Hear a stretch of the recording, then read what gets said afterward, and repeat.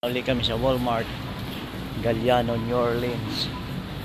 Yan ang mga tinapay dito. Ito ang mga presyo. Ito, masarap ito sa ata. May topping sa chocolate. Sa ano ga tayo? Sa lotion.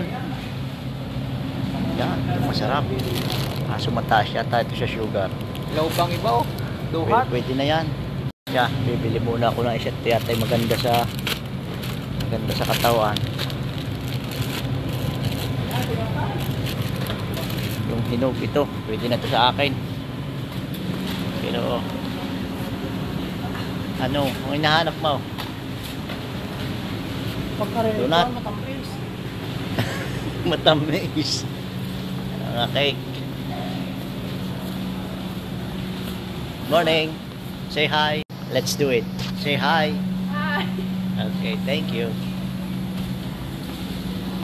At itong ubas, pwede rin, ako, mataas ito sa sugar. Alamay grapes lang muna ako. Yan. Pwede ito sa akin.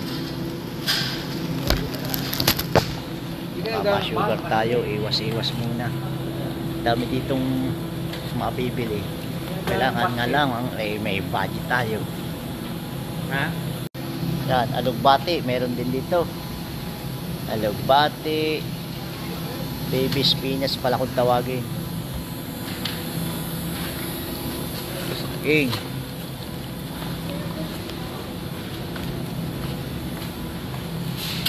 Iba't ibang klase ng tawag dito.